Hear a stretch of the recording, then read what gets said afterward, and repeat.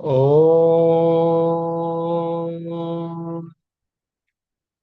श्री गुरुभ्यो नमः। ओम सहनावतु सहनौ भुनक्तु सह वीर्यं करवावहै तेजस्विनावधीतमस्तु मा विद्विषावहै। ओम शांति शांति शांति।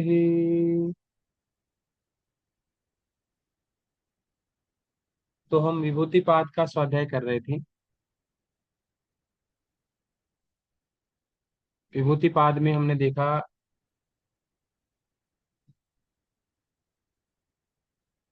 धारणा ध्यान और समाधि, ये सारी चर्चा हुई।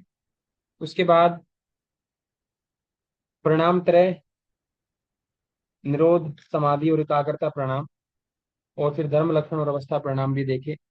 उनमें एक चीज कॉमन आई कि धर्मी जो भी धर्म हैं वो धर्मी में घटित होते हैं। तो धर्मों में जितना जो भी सदा विद्यमान रहे वो धर्मी कहलाता है। और धर्मी यानी कि आप एक आत्मा इसको मान सकते हो कि कर्म की भिन्नता के कारण से क्रम, क्रम नहीं बोलेंगे इसको, क्रम, क्रम की भिन्नता के कारण से धर्मी के परिणाम भी अलग अलग होते हैं। क्योंकि कल वाली कक्षा में एग्जाम्पल दिया था इसका, कोई पहले उस चीज को पा लेता है, कोई बाद में पाता है। तो सबके अलग अलग परिणाम दिख रहे होते हैं। जैसे एक व्यक्ति होशियार दिखता है, एक व्यक्ति थोड़ा लगता है कि आरंभ किया है इसने, लेकिन दोनों में कोई अंतर नहीं है। शास्त्र के दृष्टिकोण से कोई अंतर नहीं है। एक व्यक्ति मर गया है और एक व्यक्ति जिंदा है, शास्त्र के दृष्टिकोण से इनमें कोई अंतर नहीं है। एक के प्राण पहले निकल गए, दूसरे के निकलने वाले हैं। सूक्ष्म दृष्टा एक ही देख लेते हैं दोनों को कि एक ही है, कोई बड़ी बात नहीं है। ये एक सेकंड कल देखने में देरी हो रही है, लेकिन दोनों ही मरे हुए हैं ना। तो ये कर्म के कारण से, क्रम की भिन्नता के कारण से धर्म के अलग अलग परिणाम होते हैं। फिर आपने अतीत और अनागत का ज्ञान देखा कि प्रणाम त्रय में अगर संयम करें तो अतीत अनागत का ज्ञान हो जाता है। अगर हम शब्द अर्थ और ज्ञान इन तीनों के में अध्यास करें, तीनों का जो मिश्रण है उसके विभाग में अगर हम संयम करें, शब्द अर्थ और ज्ञान के विभाग में अगर हम संयम करें तो सारे प्राणियों की वाणियों का ज्ञान हो जाता है। ऋषि महात्मा लोग एक एक जीव जंतु की वाणी को समझ लेते थे और बता देते थे कि ये कोयल पुकार रही है तो इसका मतलब क्या है, वो संकेत करती है कि बरसात होने वाली है। चींटियां अपने अंडे लेकर के वापस बिल की तरफ चली जाती हैं, तो इसका मतलब भारी बारिश होने वाली है, वो सबसे पहले अपना स्थान छोड़ देती हैं चींटियां, है ना। तो सबका वाणियों का ज्ञान हो जाता है जब शब्द अर्थ और ज्ञान के विभाग में संयम करते हैं। तो संस्कार साक्षात कारणात पूर्व जाति जानम, संस्कारों का साक्षात्कार कर लेने से पूर्व जन्म का ज्ञान भी हो जाता है, जिसको हम पूर्व जाति कहते हैं। पूर्व जाति यानी कि पूर्व में हम कौन सी जाति में जन्म लिए थे, मनुष्य थे, पशु योनि में थे, जलचर थे, नभचर थे, क्या थे हम, है ना। कीट पतंग, कीड़ा मकोड़ा क्या थे, पशु पक्ष, जो हम पेड़ पौधे थे या कोई लता थे या कोई पुष्प बने हुए थे, सब पता लग जाता है संस्कारों का साक्षात्कार कर लेने से। क्योंकि संस्कार ही अल्टीमेटली जन्म का कारण बनेंगे। संस्कारों का पता है तो व्यक्ति को जन्म का पता है, इसलिए मृत्यु के बाद रख देते हैं, ऐसे तसला सा रख देते हैं ना थोड़ा सा, उसमें कुछ राख आदि रख करके बोलते हैं कि भाई चिड़िया के निशान बने मिले, तो इसका अगला जन्म, इसका मतलब चिड़िया के पंजा है ये। कोई बोलेगा नहीं नहीं चिड़िया नहीं, कौवे का पंजा है, मरने के बाद रख देते हैं। तो ये संकेत होते हैं, शास्त्र में विधान बताए गए हैं कि कैसे पहचाने कि कोई व्यक्ति मरा है तो अगला जन्म उसको क्या होगा। तो पहचान लेते हैं, समाज के बड़े लोग, बड़े बुजुर्ग लोग इस तरह की विधियों का प्रयोग करते हैं। और योगी तो पहचान ही लेता है संस्कारों का साक्षात्कार करके पूर्व जन्म का। परिचित ज्ञानम, प्रत्यक्ष परिचित ज्ञानम, दूसरे के चित्त का संयम द्वारा साक्षात्कार कर लेने से दूसरे के चित्त का ज्ञान हो जाता है। अगर दूसरे के चित्त पर हम संयम करें, उसके विचारों पर संयम करें, तो दूसरे के चित्त का पता लग जाता है। न चेता सलम्बनम तस्या विषय भूतित्वात्।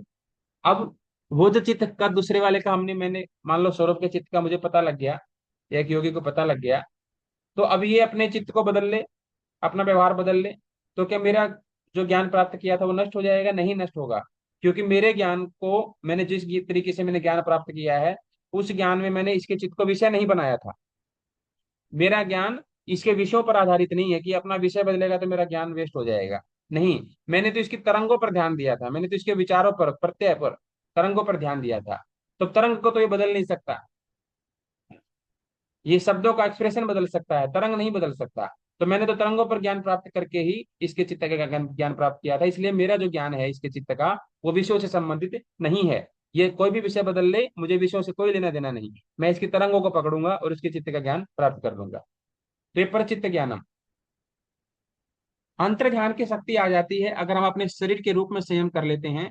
तो योगी के भीतर ये सामर्थ्य होता है कि वो अपने शरीर को दिखने ना दे किसी दूसरे सामने वाले को, जैसे जादूगर कर देता है, जैसे लाइडी मासे ने कर दिया था। एक जर्मनी का जो फोटोग्राफर था, वो बार बार उनका फोटो लेना चाहता था, लेकिन लाइडी मासे ने अपने योग बल से अपने शरीर के स्वरूप का, अपने शरीर को प्रकाशित होने से बचा लिया, उसकी ग्राह्य शक्ति को रोक लिया, और कैमरा भी उसको कैप्चर नहीं कर पाया। तो जब ऋषि ने अनुमति दी लाइडी महाशय ने कि भाई अब तुम ले सकते हो फोटो, तो फिर वो फोटो ले पाया। नहीं तो वो किसी मशीन में किसी मिस्टर इंडिया बन जाता है योगी, अंतर ध्यान हो जाता है। मृत्यु ज्ञान प्राप्त करने के लिए बताया गया कि अगर हमें ये पता लग जाए कि सोपकर्म और निरुपकर्म, यानी कि उपक्रम सहित और उपक्रम से रहित, जो दो प्रकार के कर्म होते हैं, अगर इन दोनों प्रकार के कर्मों का अगर पता लग जाए, इसमें संयम कर लें, तो मृत्यु के समय का भी ज्ञान हो जाएगा कि कब हमारी मृत्यु होगी। कल वाली कक्षा में इसको डिटेल से बताया गया था। अरिष्टों से भी ज्ञान हो जाएगा। अरिष्ट का मतलब अनिष्ट, कुछ ऐसे अनिष्ट चिन्ह होते हैं जिनसे पता लग जाता है कि इस व्यक्ति की मृत्यु होने वाली है।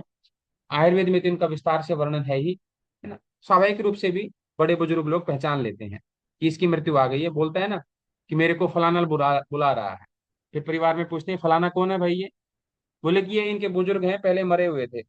इसका मतलब अब इनका सूक्ष्म शरीरों से इसका संबंध हो गया है, इसका मतलब ये अब स्थूल शरीर को छोड़ने वाला है।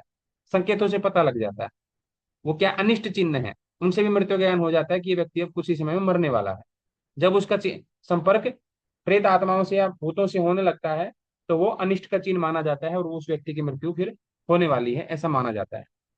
तो ये शोभ कर्म और निरूप कर्म से भी होता है और अरिष्टों से भी मृत्यु ज्ञान प्राप्त हो जाता है। मैत्री आदि विषयक बल, मैत्रियादिशु बलानी, जो मैत्री आदि भावनाओं में संयम करेगा, उसको मैत्री आदि विषयक बल मिल जाते हैं। जो अलग अलग प्रकार के बलों में संयम करेगा, तो उसको हाथी के जैसा बल प्राप्त हो जाता है। और जो प्रवृत्ति लोक न्यासात सूक्ष्म व्यवहित विप्रकृष्ट ज्ञानम, जो ज्योतिषमती प्रवृत्ति, ज्योतिषमती प्रवृत्ति का अगर प्रकाश पड़ जाए, न्यास का मतलब होता है कहीं स्थापित करना किसी चीज को, किसी चीज को स्थापित कर देना कहीं पर। जैसे कहते हैं योग न्यास, भाई ये क्या है, योग न्यास है ये, या ये योग पीठ है, पतंजलि योग पीठ। मतलब योग यहाँ पर बस गया है, योग यहाँ पर आओगे तो योग ही योग देखने को मिलेगा। ये पूरा यहाँ पर स्थापित हो चुका है, योग न्यास कर दिया है। तो प्रवृत्ति का लोक, प्रवृत्ति आलोक, इसको हम ज्योतिषमती प्रवृत्ति कहते हैं। उसको अगर हम उसका प्रकाश डालेंगे कहीं पर भी, उसको ज्योतिषमती प्रवृत्ति को कहीं भी अगर इंगेज करेंगे, या हम उसको जो है अप्लाई करेंगे, तो चाहे कोई भी सूक्ष्म वस्तु हो, चाहे व्यवधान युक्त हो, उस ज्ञान को प्राप्त करने में, व्यवधान यानी कि हमें जमीन के 250 फीट नीचे पता करना है, तो व्यवधान है, बीच में पानी भी आ जाएगा, है ना। मान लो 500 फीट नीचे पता करना है हमें, मान लो हमें सूर्य की चंद्रमा की दूरी पता करनी है, तो कितनी बाधाएं हैं बीच में, कितनी लेयर आएंगी, हवा की 49 लेयर्स आएंगी, है ना, कितनी सारी चीजें व्यवधान आएंगे। लेकिन ज्योतिषमती प्रवृत्ति का प्रकाश पड़ेगा तो कितनी ही सूक्ष्म कोई चीज हो, चाहे कितनी ही बाधाएं उस ज्ञान को प्राप्त करने में, और चाहे वो कितनी ही दूर स्थित हो, है ना, विप्रकृष्ट ज्ञानम, कितनी ही वो दूर पर भी स्थित हो, उसका भी ज्ञान हो जाएगा। ज्योतिषमती प्रवृत्ति होने के बाद कुछ भी चीज बची हुई नहीं रहेगी। ये यहाँ पर एक विभूति बता रहे हैं, ज्योतिषमती प्रवृत्ति। यहाँ पर विशोका व ज्योतिषमती 1:36 में भी आया था, विशोका व ज्योतिषमती, लेकिन वहां पर ये ज्योतिषमती प्रवृत्ति मन को संतुलित करने के लिए, मन को स्थिर करने के रूप में प्रयोग हुई थी। वहां पर इसको विभूति के रूप में प्रयोग नहीं बताया था। विभूति के रूप में प्रयोग यहाँ पर ये है। अब आगे है, कल इतना हम पढ़ चुके थे, भुवन जानम सूर्य संयमा, कि सूर्य में संयम करने से समस्त लोकों का ज्ञान प्राप्त हो जाता है सूर्य में संयम करने से। समस्त लोक यानी कि समस्त भुवन। कितने भुवन? 14 भुवन बताए गए शास्त्रों में। उनमें से हमारा एक है ये। 14 लोक बताए, 14 भुवन बताए। जैन धर्म में भी 14 ही बताए गए हैं, और सनातन में भी 14 ही बताए गए हैं। तो 14 भुवनों का, 14 लोकों का ज्ञान प्राप्त हो जाता है। उसमें से एक लोक तो है पृथ्वी लोक, ये भूलोक जिसको हम कहते हैं, जिसमें हम रहते हैं। व्यास मुनि ने इनको डिटेल से बताया है। जो आपके एग्जाम से रिलेटेड नहीं है, तो हम केवल यहाँ पर भुवन शब्द से संबोधित करें या लोक शब्द से संबोधित करें, तो आपको ये पहचान लेना है कि सूर्य में संयम करने से ही, अगर कोई कह दे द्युलोक का ज्ञान कैसे प्राप्त होगा, अब आप सोचते रहोगे द्युलोक की तो कहीं चर्चा हुई ही नहीं। अरे लोक, 14 लोकों में सारे लोग आ गए। चाहे एक लोक बोले वो, चाहे दूसरा बोले, चाहे किसी का भी नाम ले दे, वो सारे सूर्य में संयम करने से ही प्राप्त होगा उनका ज्ञान। ठीक है ना? 14 में से किसी का भी वो नाम ले दे, वो सब सूर्य में संयम करने से ही होगा। चंद्रे तारा व्यू ज्ञानम। अगर हम चंद्रमा में संयम करें तो क्या होगा? संयम का मतलब समझ में आ रहा है ना सभी को? धारणा भी उसी में, ध्यान ध्यान भी उसी में, और समाधि में भी वही विषय बना रहे, उसको हम संयम कहेंगे। तो चंद्रमा में ही धारणा करनी है, चंद्रमा का ही ध्यान, और चंद्रमा में ही समाधि। ठीक है? जब ये तीनों चीजें जब एक चीज में, एक ही विषय पर हो जाती हैं, तो उसको संयम कहते हैं। और वो जब संयम एक ही विषय में हो जाता है, तो क्या होगा? चंद्र में संयम करने से सभी तारों के व्यू का ज्ञान हो जाता है। जो भी स्थितियां हैं तारों की, उन सभी स्थितियों का ज्ञान हो जाता है। ध्रुवे तद गति ज्ञान। अगर ध्रुव तारे में संयम करें तो क्या होगा? उन तारों की गति का ज्ञान हो जाएगा। गति का ज्ञान, क्योंकि एक ही तारा है जो निश्चल है, जिसको हम मानते हैं ध्रुव तारा। ये कभी भी आप देखोगे, एक ही जगह पर लगभग एक ही जगह पर स्थिर रहता है, स्थित माना जाता है इसको, ये एक ही है। अब अगर घर के बारे में पता करना हो किसी के, तो एक घर में, घर के बाहर जो बैठा हुआ होता है ना, एक बूढ़ा बुजुर्ग दादा, उसको पता होता है कौन कहाँ गया है, कौन कहाँ नहीं गया है। तो केवल पूछना हो कि पिताजी कहाँ हैं, तो वो बता देंगे, क्योंकि वो मेन गली पे बैठे हुए हैं। है ना? पहले बैठ के होती थी, तो बैठक में जो होता था उसको सब पता होता था, घर का कौन व्यक्ति कहाँ गया है, घर के अंदर कौन गया, घर से बाहर कौन गया। तो ऐसे ही ध्रुव तारा एक स्थिर होना बहुत जरूरी है। एक व्यक्ति का बैठे रहना बहुत जरूरी है, एक चीज का स्थिर होना बहुत जरूरी है, ताकि वो बाकी सारी अस्थिर चीजों के बारे में बता सके। तो ध्रुव तारा स्थित है, एक जगह पर स्टेबल है, तो वो बाकी तारों की गति, कौन कैसी मूवमेंट कर रहा है, सबका पता रहता है। अगर ये भी साथ में मूवमेंट करने लग जाए, तो किसी और अन्य का पता इसको नहीं रहेगा, जहां जहां मूवमेंट करेगा केवल उतना ही पता लग पाएगा। तो एक स्थिर होने से बाकी सबको ज्ञान प्राप्त हो जाता है। नाभि चक्रे काय विहु जाना। ऋषियों ने नाभि चक्र के ऊपर बड़ी महिमा गाई है। सब शास्त्रों में नाभि चक्र क्या है? माँ के गर्भ में जब बच्चा होता है तो नाभि से ही जुड़ा रहता है। सारा शरीर नाभि से ही पोषित होता है ना? नाभि से ही वो श्वास ले रहा होता है, नाभि से ही वो भोजन खा रहा होता है, सब कुछ नाभि से ही वो कर रहा होता है। तो नाभि हमारे शरीर का केंद्र बिंदु है। अगर इस शरीर की संरचना कैसी है, इस शरीर में क्या क्या चीजें हैं, है ना? अगर तुम्हें बिना एनाटॉमी पढ़े जाना ना हो, तो नाभि चक्र में ध्यान करना पड़ेगा, धारणा करनी पड़ेगी, और नाभि चक्र में समाधि करनी पड़ेगी। तो कोई एनाटॉमी पढ़ने की जरूरत नहीं, सारे के सारी चीजें, नाड़ियां, सब प्राण, मनोमय कोश से लेकर सब चीजें नाभि चक्र में संयम करने से पता लग जाएंगी। हमारे ऋषियों ने ऐसे ही ज्ञान प्राप्त किया था। चीर फाड़ करने की जरूरत नहीं है। कोई मेंढक को चीर रहे हैं, कोई इंसान को चीर रहे हैं, पोस्टमार्टम कर रहे हैं, कोई जरूरत नहीं। नाभि चक्र में संयम करो, बिना चीर फाड़ के सारी चीजों का पता लग जाएगा, व्यक्ति भी जीवित रहेगा और ज्ञान भी बढ़िया हो जाएगा। तो नाभि चक्र। आगे है कंठकूपे क्षुत पिपासा निवृत्ति। कंठकूप में संयम करने से, कंठ को कूप बताया, कूप, कूप का मतलब होता है कुआं, है ना? हमारा कंठ कैसा है? कंठ ऊपर की और नीचे उसका कुआं वाला हिस्सा हो गया, ऐसा मान के चले, कूप नीचे की तरफ। तो कंठकूप में अगर संयम करेंगे, तो भूख और प्यास से निवृत्ति हो जाती है, व्यक्ति को भूख और प्यास नहीं सताती।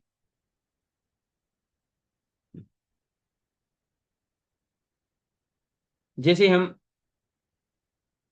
जीवामूल धोती करते हैं, जीभ के बिल्कुल मूल वाले हिस्से को टच कर देते हैं।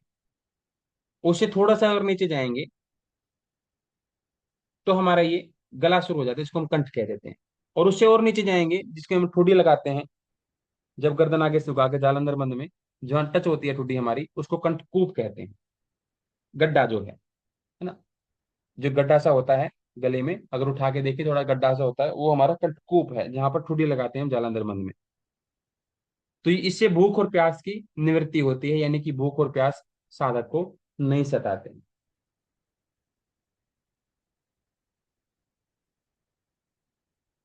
आगे है कूर्म नाड्याम स्थैर्यम। कूर्म नाड़ी में संयम करने से स्थिरता की प्राप्ति होती है। एक शरीर में नाड़ी है, कूर्म नाड़ी बोलते हैं, और ये कूर्म नाड़ी कूर्म के जैसी ही है नाड़ी। कूर्म नाड़ी कूर्म के जैसी ही है, कूर्म बोलते हैं कछुए को। जिस तरीके से कछुए का आकार प्रकार है ना, कुछ उसी टाइप से इस नाड़ी का भी है। तो इसमें संयम करने से व्यक्ति ऐसा ही हो जाता है। जैसे पत्थर का ध्यान करने से व्यक्ति पत्थर जैसा हो जाता है, पेड़ का ध्यान करने से पेड़ जैसा हो जाता है, तो कछुए का ध्यान करने से कछुए की तरह स्थिर हो जाता है। गाय का ध्यान करने से गाय की तरह करुणावान हो जाता है। हनुमान जी का ध्यान करने से हनुमान जी की तरह बलवान, राम जी का ध्यान करने से राम जी की तरह मर्यादा पुरुषोत्तम। तो जिसका ध्यान होता है वही होता है। तो कुर्म नाड़ी का ध्यान होगा, कुर्म नाड़ी का संयम होगा, तो कुर्म नाड़ी यानी कि कुर्म जिसके लिए जाना जाता है स्थिरता के लिए, एक जगह पड़ा रहेगा हिलेगा नहीं, तो वैसी स्थिरता भीतर आ जाती है। और रील्स का ध्यान करेंगे, रील्स देखते देखते अगर अपने आप का गुम हो जाए, देह वस्तु मात्र रह जाए, तदेव अर्थ मात्र निर्भासम स्वरूप शून्य में समाधि। अगर रील्स में ही समाधि लग जाए, अर्थ मात्र का आभास हो रहा, पता नहीं क्या चल रहा है क्या नहीं चल रहा, तुम कहाँ बैठे हो, गर्दन कहाँ है, लेटे हो कि बैठे हो, खाना खाया कि नहीं खाया, स्वरूप शून्य हो गया अपना, और रील्स में पूरा ध्यान हो गया, तो धीरे धीरे रील्स जैसे ही हो जाएंगे।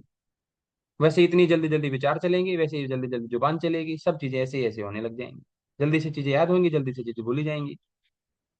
जिस चीज का ध्यान उसी चीज, वही परिणाम आपको मिलेगा। तो कुर्म नाड़ी में संयम करने से कुर्म नाड़ी यानी कि कुर्म के जैसी स्थिरता प्राप्त होगी। आगे है सिद्ध दर्शन।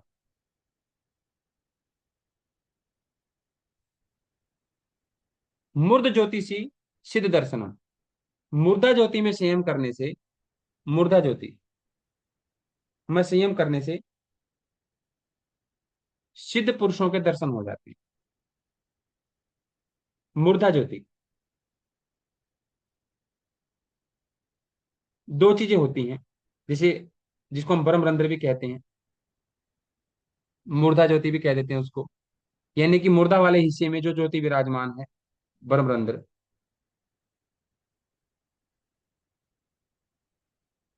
वहां पर व्यक्ति पहुंचना चाहता है, अपनी चेतना के स्तर को वहां तक पहुंचाना चाहता है। जैसे आप गहने अंधकार में जा रहे हो, गहना जंगल हो, आप कौन सी चीज खोजते हो, है ना, अरे दूर चलो वहां लाइट दिख रही है, लाइट दिख रही है वहीं जाना चाहते हो ना, अंधकार में कोई नहीं रहना चाहता। हाँ, जिनका काम ही अंधकार का है, जिनको चोरी करनी है, उनको लाइट से डर रहेगा। और वो जिनको जीवन की रक्षा करनी है, उद्देश्य बदल गया, जीवन की रक्षा करनी है तो वो प्रकाश ढूंढते हैं। जिनको आनंद चाहिए, जीवन चाहिए, वो प्रकाश ढूंढते हैं। और जिनको जिनको जीवन से कोई मतलब नहीं, जीवन के संसाधन जिनको चाहिए, वो अंधकार ढूंढते हैं। इंद्रिय सुख अंधकार ढूंढता है, आत्मिक सुख प्रकाश ढूंढता है। तो जब आत्मा का प्रकाश जब फैलेगा, आत्मा में जब प्रकाश आएगा, तो आत्मा आनंदमयी होगी, अपने स्वरूप को वो जान जाएगी लाइट में आने से। और सबसे जबरदस्त लाइट विद्यमान है ब्रह्म रंध्र में, है ना, यहाँ पर प्रकाश विद्यमान है। और जब एक बार प्रकाश के संपर्क में आत्मा आ जाती है या चेतना आ जाती है, तो उसको सारी चीजें दिखाई देने लग जाती है। जब तक वो अंधकार में था, उसको झिंगुर मच्छर, है ना, कीट पतंग सांप बिच्छू पता नहीं क्या क्या चीजें दिखाई दे रही थी। लेकिन एक बार प्रकाश में आने के बाद उसको सब पता लग जाते हैं कि सिद्ध महात्मा भी यही हैं, बड़े सब लोग यही हैं, ये कोई सामान्य जगह नहीं है, प्रकाश वाली जगह। इस प्रकाश वाली जगह पर सब लोग बैठे हुए हैं, सारे संत महात्मा ऋषि मुनि सब यही प्रकाश युक्त जगह पर बैठे हुए हैं। तो मूर्धा ज्योति में संयम करने से उसके सारे सिद्ध पुरुषों के दर्शन अपने आप होने लगते हैं। क्योंकि अंधकार में संत महात्मा नहीं मिलते, प्रकाश में मिलते हैं, तो हमें प्रकाश में जाना पड़ेगा। तो मूर्धा ज्योति में संयम करने से सिद्ध पुरुषों के दर्शन होते हैं। प्रातिबाधवा सर्वम, प्रातिब आदि ज्ञान प्राप्त होने के बाद,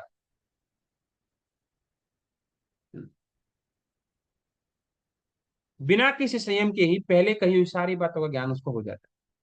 प्रातिबाधवा सर्वम, प्रातिब ज्ञान से वो सब कुछ जान लेता है। प्रातिब ज्ञान कौन सा है? एक होता है विवेकज ज्ञान। विवेकज, जैसे ज्ञान तो हमारे पास भी है, हम अपने वाले ज्ञान को कौन सी कैटेगरी में रखें? हम एक सामान्य पुरुष हैं, सामान्य व्यक्ति हैं।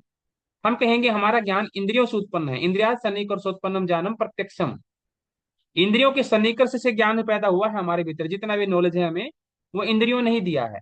इंद्रियात सन्निकर्ष उत्पन्नम ज्ञानम, इंद्रियां अपने विषयों से अटैच हुई और उसके बाद जो इन्फॉर्मेशन आई वही हम इन्फॉर्मेशन हमारे पास है फिलहाल। हमारे पास आंतरिक मन का अनुभव नहीं है, थोड़ा बहुत होगा। बुद्धि से कोई ज्ञान पैदा हुआ हो वो हमारे पास, बोले कि तुम्हारे पास बुद्धि वाला ज्ञान कितना है, बोले बुद्धि वाला तो नहीं है भाई, इंद्रियों वाला है। मन वाला थोड़ा बहुत है, काम चलता हो तो ले लो। नहीं नहीं, बुद्धि से तो पता ही नहीं। फिर आत्मा वाला, आत्मा से भी ज्ञान होता है, इसका तो हमें पता ही नहीं, इंद्रियों का ही पता है। तो ये अभी हमारे पास जो ज्ञान है वो इंद्रियों वाला है। फिर धीरे धीरे मन वाला ज्ञान होता है, डायरेक्ट इंद्रियों को साइड में करते हैं, मन डायरेक्ट ज्ञान लेता है। फिर एक स्थिति आती है कि बुद्धि डायरेक्ट, और फिर आत्मा डायरेक्ट, आत्मा ज्ञान की उत्पत्ति होती है। तो यही कह रहे हैं कि जब बुद्धि से ज्ञान होना शुरू होता है, बुद्धि ज्ञान की कमान अपने हाथ में लेती है, बोले कि नहीं जो तुम दिखा रही हो इंद्रियों, वैसा वैसा नहीं मानूंगी, काट छाट करूंगी पूरा पक्का। तो बुद्धि जब काट छाट करने लग जाती है और अपने अनुसार चीजें को चूज करती है, तो वो जागृत हो जाती है। यानी कि बुद्धि अब जागृत हो गई है। अब वो सोने सोई सोई पहले साइन कर देती लेटी लेटी, ले जाओ इंद्रियां ये लेके आई हो, चलो साइन कर दे, जाओ ले जाओ, बोल दो फाइनल है, अहंकार को बोल दो फाइनल है, शरीर को बोल दो फाइनल है, यही करना है। लेकिन जब बुद्धि जाग जाती है, इंद्रियों को घबराहट शुरू होती है, भैया अब तो पढ़ेगी, पूरा पढ़ लिख करके साइन करेगी, ऐसे साइन नहीं करने वाली है। तो बुद्धि जब पैदा हो जाती है, बुद्धि जब जागृत हो जाती है, तो उसके बाद जो ज्ञान पैदा होता है, फिर वो विवेकज ज्ञान कहलाता है। यानी कि वो ज्ञान अब विवेक से पैदा हुआ है। बुद्धि पहले भी बुद्धि ने ही साइन कर रखे थे उसमें, लेकिन पहले बुद्धि सोई हुई साइन कर रही थी। और अब बुद्धि जाग करके हर एक चीज को देख रही है, साइन अभी भी बुद्धि ही करेगी, प्रमाणित और निर्णय अभी भी बुद्धि ही करेगी, लेकिन अब जागरूक होकर के करेगी। तो उसको हम विवेक ज्ञान बोलते हैं। और जब वो बुद्धि पूरी तरह से प्रकाशित हो जाएगी, तो हम कहेंगे इस बुद्धि में विवेक की पूरी ख्याति हो गई है। इस बुद्धि में विवेक ही विवेक भरा पड़ा है भाई, इससे तो बच के रहना, पूरा विवेक ही विवेक है। एक सेकंड के लिए भी विवेक से नीचे नहीं आता ये व्यक्ति। अच्छा, विवेक ख्याति है, विवेक ख्याति हो जाती है। लेकिन विवेक ख्याति से जस्ट पहले की स्थिति होती है, उसको हम कहते हैं कि विवेक से ज्ञान पैदा हुआ, विवेक ज्ञान, विवेक से उत्पन्न ज्ञान, विवेक ज्ञान, उसको हम विवेक ज्ञान कहते हैं। और विवेक ज्ञान से भी पहले, इसको थोड़ा मिटा देते हैं, एक होता है विवेक ख्याति। विवेक ख्याति से नीचे होती है विवेक ज्ञान।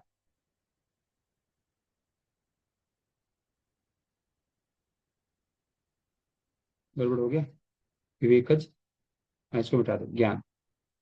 और इससे जस्ट पहले, विवेक ज्ञान होने से जस्ट पहले एक चीज आती है,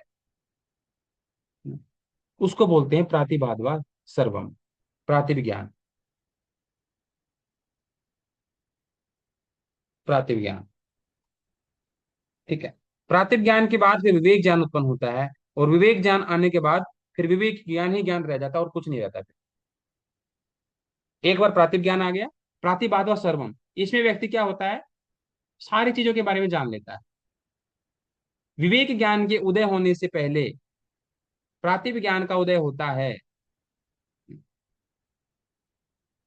और प्रातिभ ज्ञान होने के बाद, केवल प्रातिभ ज्ञान होने के बाद, जितनी हमने पहले चर्चा करी कि मूर्ध ज्योतिषी सिद्ध दर्शनम, भुवन नाभि चक्रे क्या विज्ञानम, कंटको पेचुत विपाशा निवृत्ति कुर्मनाड्यम स्थैर्यम, जितनी भी चीजें की हमने चर्चा करी, अकेला प्रातिभ ज्ञान अगर आ जाए, तो पहले सारी जितनी भी चीजें की चर्चा हमने करी, सारे ज्ञान अपने आप हो जाएंगे, किसी चीज में कोई संयम करने की जरूरत नहीं, बिना किसी संयम के ही। इससे पूर्व वाले जो ज्ञान हमने बताए, कि यहाँ संयम करने से ये मिलेगा, यहाँ से उन संयमों की कोई आवश्यकता नहीं। प्रातिभ ज्ञान मात्र आ जाए, और प्रातिभ ज्ञान भी विवेक ज्ञान की पहले की स्थिति है। अगर उतना भर जागृत हो जाए तो बाकी किसी चीज के बारे में कोई जानने की आवश्यकता नहीं, अपने आप ही ज्ञान प्राप्त हो जाएगा बिना किसी संयम के। प्रातिभ ज्ञान के बाद फिर आता है विवेक ज्ञान उत्पन्न हो जाता है ना। क्योंकि जब व्यक्ति सब कुछ जान लेता है ना, तो बुद्धि आती है उसमें। बिना जाने थोड़ी बुद्धि आती है। जब कई जगह से धोखे खा लेता है, सबकी असलियत पता लग जाती है, सब ज्ञान होने के बाद फिर आता है विवेक, कि हाँ मेरा कौन था, पता ये लग जाता है मेरा कौन, कौन अपना कौन पराया। और उसके बाद फिर आता है बिल्कुल विवेक ख्याति, कि अब वो ज्ञान हमेशा पूरे बुद्धि में फैल गया। अब विवेक ही विवेक रह गया, अब एक सेकंड के लिए भी भुलाया नहीं जा रहा है। विवेक ख्याति पूरी तरह से प्रकाशित हो गया ज्ञान। तो प्रातिभाव सर्वम, प्रातिभ ज्ञान से सब कुछ पता लग जाता है। उसके बाद आती है हृदय चित्त संवित।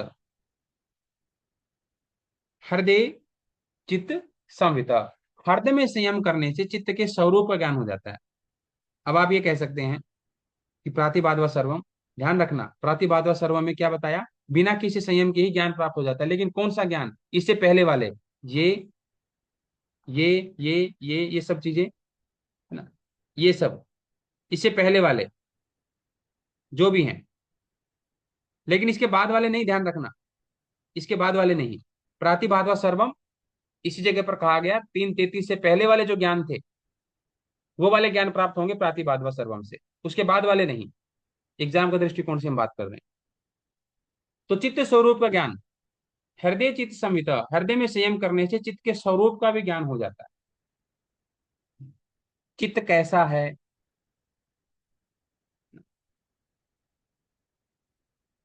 उसका क्या स्वरूप है, कहाँ पर वो रहता है, कैसी उसकी वृत्तियां हैं, क्या उसका आकार प्रकार है, उन सब का पता लग जाता है हृदय में संयम करने से। क्योंकि हृदय में ही बताया जाता है कि यहीं पर विराजमान है चित्त। हम जब भी दिल को बोलते हैं ना, तुरंत हाथ लगा लेते हैं लेफ्ट साइड। हालांकि हृदय चक्र बीच में है, थोड़ा सा लेफ्ट साइड होता है। हार्ट स्थूल शरीर, स्थूल जो हृदय है वो लेफ्ट साइड है। जो सूक्ष्म हृदय है रियल वाला, जिसकी यहाँ पर चर्चा हो रही है, वो बिल्कुल मध्य में है, अनाहत चक्र, हृदय चक्र। अगर उस पर ध्यान लगाते हैं हृदय में, यहाँ पर स्थूल हृदय की बात हो रही है, ध्यान रखना, वहां पर अगर संयम करेंगे तो चित्त का स्वरूप पता लग जाएगा, क्योंकि चित्त उसी के भीतर है। तो इस चित्त स्वरूप का ज्ञान प्राप्त हो जाता है। और आगे है स्वार्थ संयम, यानी कि सत्व पुरुषयोर अत्यंत संकीर्णयो प्रत्याविशेषो भोग प्रार्थ स्वार्थ संयमात पुरुष ज्ञान। कि जब सत्व यानी कि बुद्धि, यानी कि चित्त, यानी कि प्रकृति,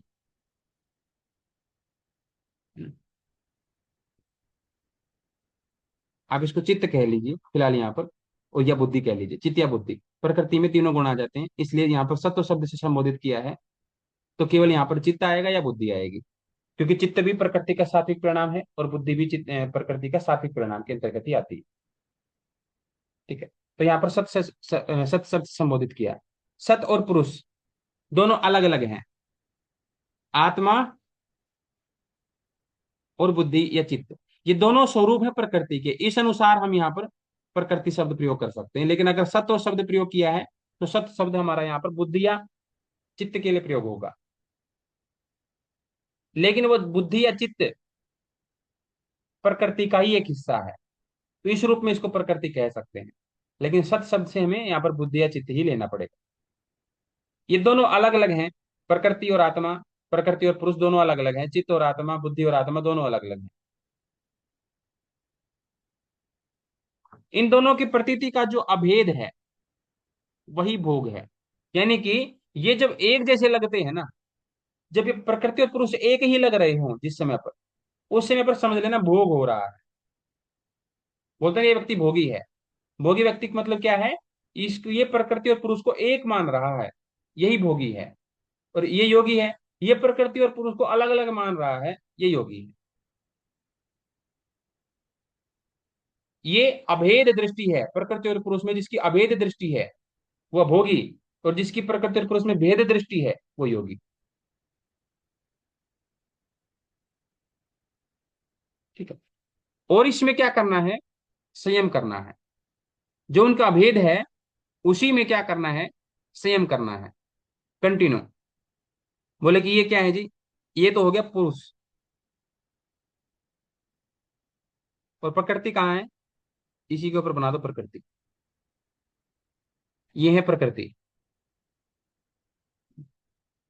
बिल्कुल कलर कर दो इसको, एक जैसा ही बना दो, अलग अलग ना दिखे। तो कोई व्यक्ति कहे कि ये सामने क्या है, कितनी चीजें हैं, बोले कि एक। जो इन दोनों को एक कह रहा है वो तो है भोगी, और जो कह रहा है कि नहीं नहीं दो हैं ये, बोले दो कहाँ भाई, बोले दो हैं, इसी के ऊपर एक और है। दो प्लेटें चिपकी हुई हैं आपस में, किसी को एक दिखाई दे रही है, किसी को दो दिखाई दे रही है, जिसको दो दिखाई दे रही है वो योगी, जिसको एक ही दिखाई दे रही है वो भोगी। उसने ध्यान से देखा नहीं है। तो क्या कह रहे हैं महर्षि पतंजलि, कोई बात नहीं, दोनों एक लग रही है ना, तुम ध्यान से देखो बस उसको, वहीं पर संयम करो, देखो बारीक सा अंतर मिलेगा,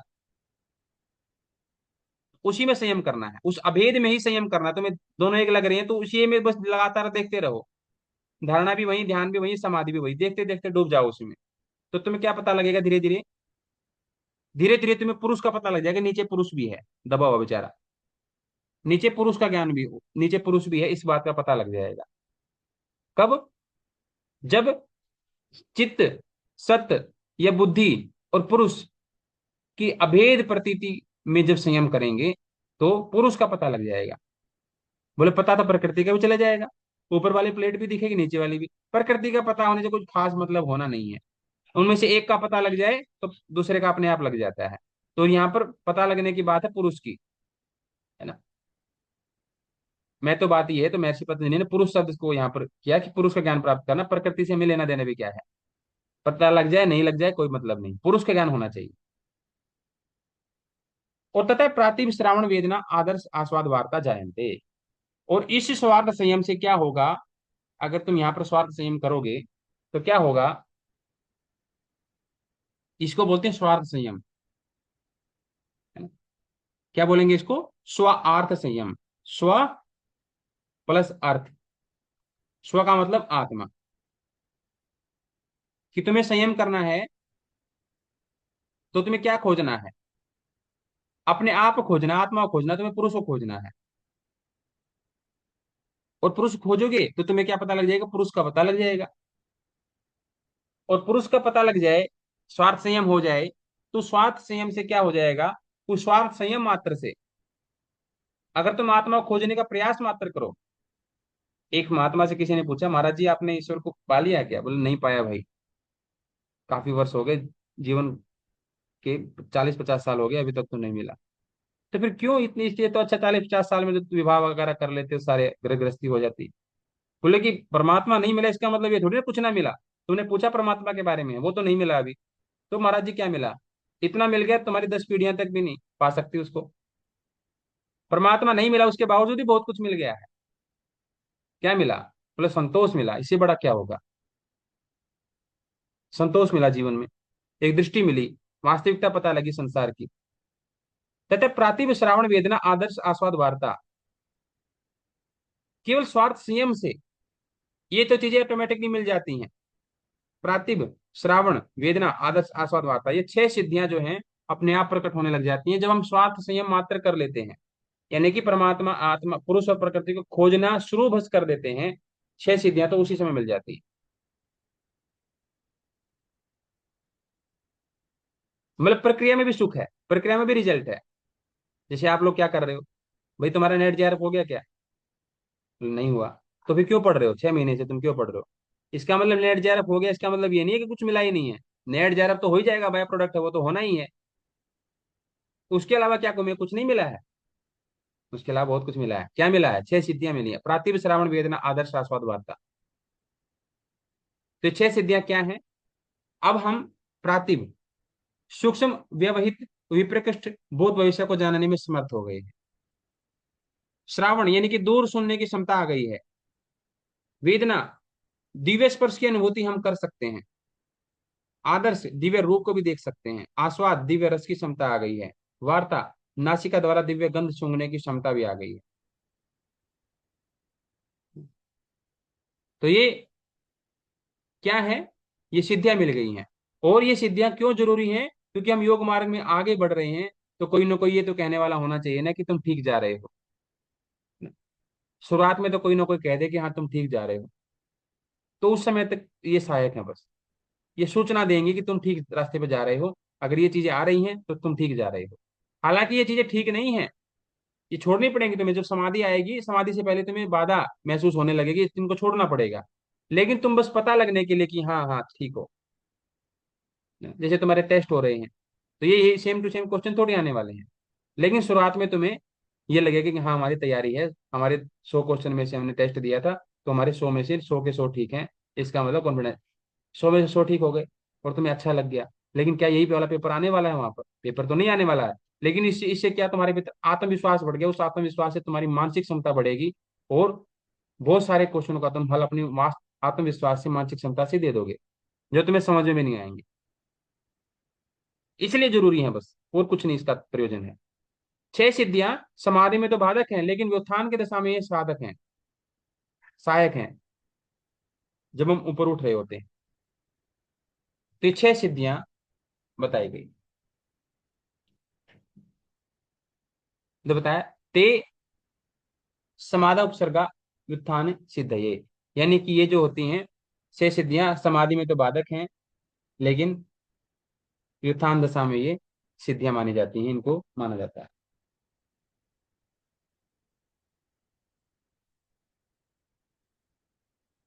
आगे है,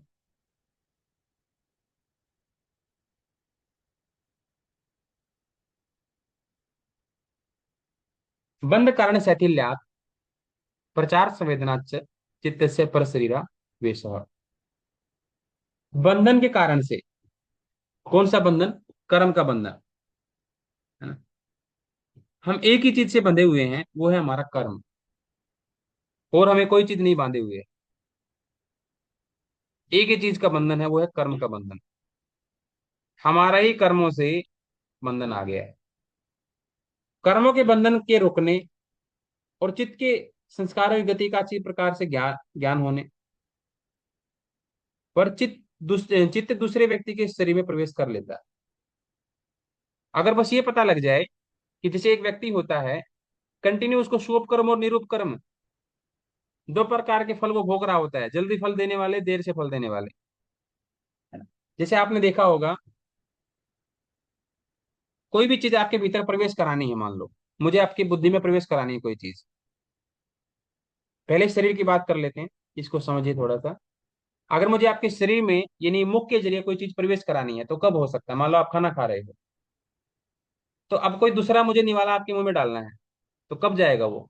जब पहले वाला मुंह खाली हो चुका होगा, पहले वाला जा चुका होगा नीचे पेट की तरफ, और आपका मुंह खुला होगा, तो दूसरा निवाला मार डाल देती है मुंह में।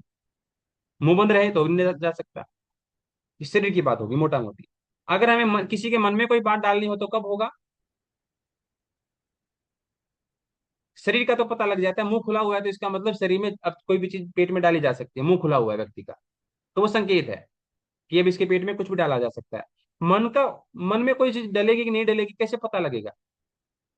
कैसे पता लगेगा उसका कि भैया मन में कोई चीज डालने दे रहा है कि नहीं दे रहा है? वो उसकी श्रद्धा से पता लगेगा, उसका चेहरा, हाव भाव, उसकी दृष्टि, उसकी पांचों इंद्रियां। अगर सामने वाले को, सुनने वाले के ऊपर दृष्टिपात हो जाए, उसका पूरी तरह से एकाग्र हो जाए, तो समझ लेना उसका मन खुला हुआ है। श्रद्धा वाले का मन खुला रहता है।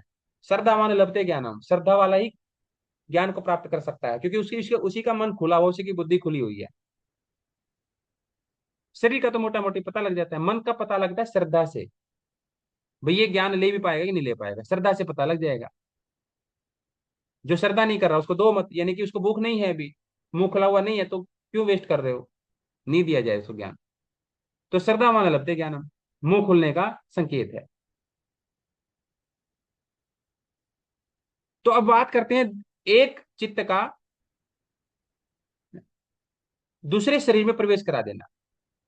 तो कर्मों का भी कंटिन्यू, जैसे हम भोजन हमारा पेट के भीतर चला गया, और मन से हमने देख लिया कि भाई इसके श्रद्धा है तो मन में कोई चीज डाली जा सकती है, सेम ऐसे ही कर्म के बंधन का रुक जाना, यानी कि कंटिन्यू कर्म का फल मिल रहा होता है, कुछ समय के लिए ब्रेक आता है, एक कर्म का फल पूरा हुआ, दूसरे कर्म का फल शुरू होता है, फिर यहाँ ब्रेक आ गया, फिर दूसरे कर्म का फल शुरू होता है, ब्रेक आता है। जैसे एक श्वास आती है कंटिन्यू, बोलते श्वास कंटिन्यू चल रही है भाई, ठीक है चल रही है। जैसे रस्सी कूदते हैं, भाई ये रस्सी कंटिन्यू चलती चली जा रही है, मैं कैसे इसमें बीच में कूदूं, लड़कियां कूदती है ना, तीज आती है, त्योहार आता है, अब वो तो रस्सी तो कंटिन्यू चलेगी ही, धीमा नहीं कर सकते उसको, तो मैं उसी में स्पेस ढूंढना पड़ेगा घुसने के लिए, उसी में। वो तुम एकाग्र होकर के देखते हो कि हाँ अब मैं घुस सकती हूँ, अगर अचानक से कहीं भी ऐसे ही घुस जाओ तो अचानक से वो पैर पे लग जाती है और फिर आउट हो जाती है, लेकिन फिर भी एकाग्र होकर के उसमें घुसा जा सकता है रस्सी में। तो ऐसे ही एक कर्म का फल पूरा होता है, दूसरे कर्म का फल शुरू होता है, उसके बीच में हल्का सा गैप होता है, हल्का सा, जैसे एक श्वास और दूसरे श्वास में हल्का सा परिवर्तन गैप होता है, हल्का सा माइक्रो सेकंड।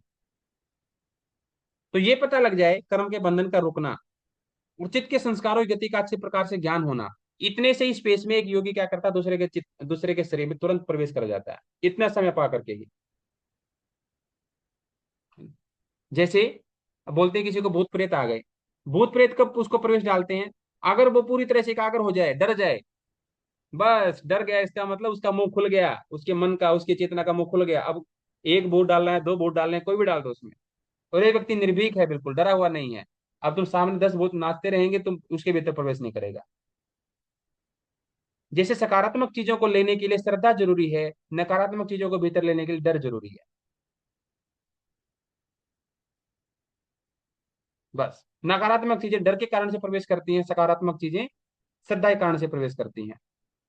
अगर डरो मत, सामने भूत नाचते रहेंगे, कुछ नहीं कर पाएंगे, वो शरीर के बिना है वो, जब तक उनको शरीर का संपर्क नहीं मिलेगा वो तुम्हारा कुछ नहीं बिगाड़ सकते, जब वो किसी के शरीर में संपर्क कर गए तो फिर वो आपका बहुत कुछ बिगाड़ सकते हैं। नहीं तो सामने नाचते रहो, आप बोलते रहो जय हनुमान ज्ञान गुण सागर, तुम्हारा कुछ नहीं बिगाड़ सकते, सामने सामने कूदते रहेंगे। तो एक कर्म का बंधन रुक जाना और चित्त के संस्कार गति का अच्छे प्रकार से ज्ञान हो जाना, बस इसी में एक साधक अपने चित्त को दूसरे व्यक्ति के शरीर में प्रवेश करा देता है।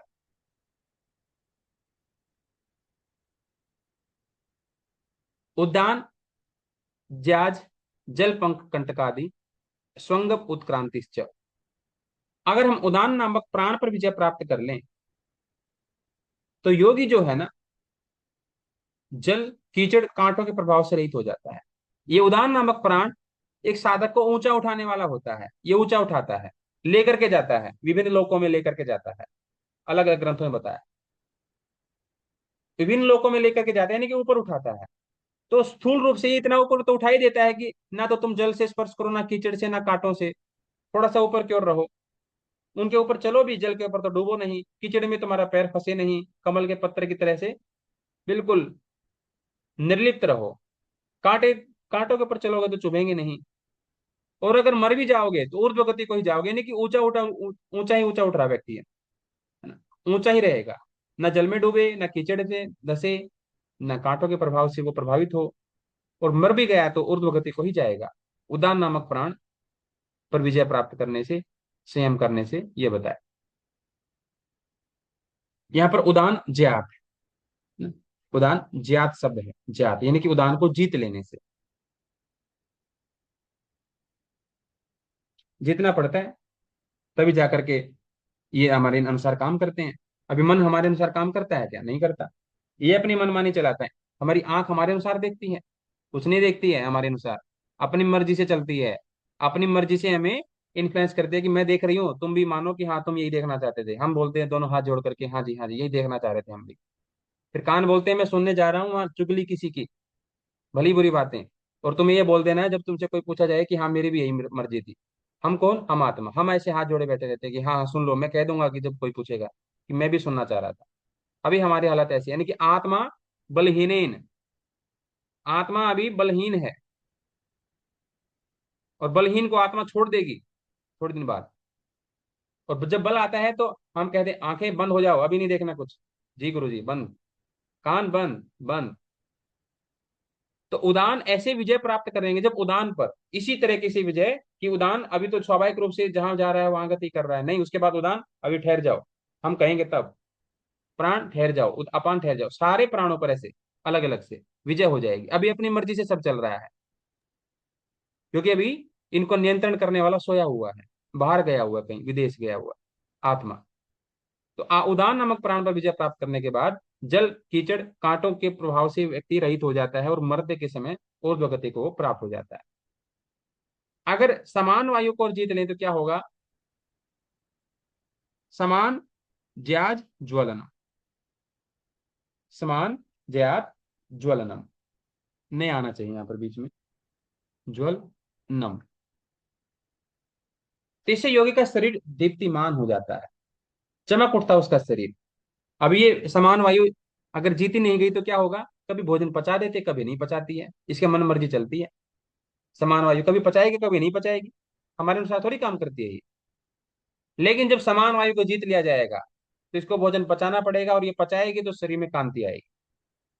तो समान वायु को जीत लेगा योगी, तो शरीर उसका देदीप्यमान हो उठेगा, ये बताया गया। तो योगी क्या होता है ना, योग बस हर एक चीज को अपने नियंत्रण में करने का नाम है। नियंत्रण के दो तरीके होते हैं, एक होता है साधना से, एक होता है सत्ता और पैसे से। बाहर संसार में लोग सत्ता और पैसे से नियंत्रण करने में लगे हुए हैं। एक योगी कहता है कि तुम अगर कंट्रोल में ही करना है तो अपने आप को ही कर लो। तुम्हारे भीतर भी कितनी चीजें हैं कंट्रोल करने लायक। तुम्हारा श्वास प्राण है ना, तुम्हारी आंखें कान, कितनी चीजें हैं, वो तो तुम्हारे कंट्रोल में है नहीं। फिर योगी तो अपने भीतर के कंट्रोल करने के रास्ते ढूंढ लेता है। जो अमीर व्यक्ति होता है, जिसके पास पैसा आ जाता है, कंट्रोल में करने की आदत उसकी भी है ना। अगर वो एक योगी होता तो वो अपने भीतर की चीजों को कंट्रोल करता। अगर वो योगी नहीं बन पाया और उसके पास पैसा आ गया तो कंट्रोल करने की आदत तो फिर भी बनी रहेगी उसकी, लेकिन फिर वो कंट्रोल करेगा दुनिया को। नियंत्रण करने की आदत कभी नहीं जाती। एक व्यक्ति के पास जब पैसा आ जाता है तो उसको पावर चाहिए होती है, कि मेरे कंट्रोल में कोई चीज आ जाए। पैसे के बाद पावर की भूख लगती है, और वो भूख कभी शांत नहीं होती। दो ही तरीके हैं, एक योगी भी कंट्रोल करता है लेकिन वो भीतर वाली चीजों को कंट्रोल कर लेता है, एक भोगी भी कंट्रोल करना चाहता है लेकिन वो दूसरों को कंट्रोल करना चाहता है, खुद को नहीं चाहता। तो संयम के द्वारा समान वायु जीत लेंगे तो योगी का शरीर देदीप्यमान हो उठता है। और स्रोत आकाश योग सम्मत सेमात दिव्य स्रोतम। हमारे कानों का संबंध आकाश से है, और आकाश का संबंध शब्द से है। कान का संबंध आकाश से है, आकाश का संबंध शब्द से है। अगर कान और आकाश का जो संबंध है, अगर उसमें संयम कर लिया जाए तो योगी को दिव्य श्रोत्र हो जाते हैं। काया आकाशीय संबंध संयमात, न सॉरी, सर्वत्राकाशीय संबंध संयमात दिव्य श्रोत्र। दिव्य श्रोत्र उसको प्राप्त हो जाते हैं। दिव्य श्रोत्र में क्या होता है कि वो सूक्ष्म से सूक्ष्म चीज भी सुन सकता है। यानी कि इसका मतलब सामान्य रूप से हम नहीं सुन सकते, सूक्ष्म चीजें नहीं सुन सकते, हमारी एक लिमिट है।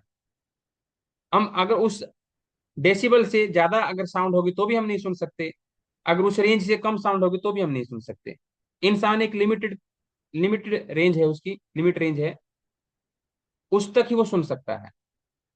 लेकिन जब अगर अगर ज्यादा ही चीजें सुननी है, गहराई की चीजें सुननी है, श्रोत्र और आकाश, जैसे अभी किसी को अपने भीतर का अनाथ अनाथ सुनाई नहीं पड़ता, नहीं सुनाई पड़ेगा, बिल्कुल नहीं सुनाई पड़ेगा। भगवान ने इस तरीके से संसार रचा हुआ है कि स्वाम कुछ कुछ चीजें दे दी है, कुछ कुछ चीजें तुम्हें खुद मेहनत करके पानी पड़ेंगी। भगवान ने पेड़ लगा दिया है, आम का या सेब का, लगा दिया उसने, फल भी लगा दिया उसने, लेकिन तुम्हें जाना पड़ेगा खेत में, तोड़ना पड़ेगा और खाना पड़ेगा, इतना करनी पड़ेगी। रॉ मेटेरियल दे दिया है, उसको यूज तुम्हें करना पड़ेगा, खाना तो पड़ेगा ही। तो एक लिमिट तक तुम्हें सुनने की आदत लगा दी है, भाई सुन तुम सकते हो, अपनी कैपेसिटी को बढ़ाओ तो भीतर वाली चीज भी सुन सकते हो। तो अनाथ नाद भी सुना जा सकता है। कोई दूर देश में कोई चीज बोली जाए तो भी सुनी जा सकती है। जब दिव्य, उसको बोलते हैं डिवाइन स्रोत्र, दिव्य स्रोत्र उसको बोलते हैं। ये दिव्य ही तो है, दूर देश में कोई बात चल रही है उसको भी सुन लेता है। स्रोत्र आकाश संबंध से हमारा। तो और भी संबंध बताए गए हैं, बाकी वाले कल वाली कक्षा में करेंगे। तो अभी के लिए इतना ही रहने देते हैं। इसमें से कोई अगर किसी का क्वेश्चन हो तो आप पूछ सकते हैं, अन्यथा अभी कक्षा को विराम देंगे।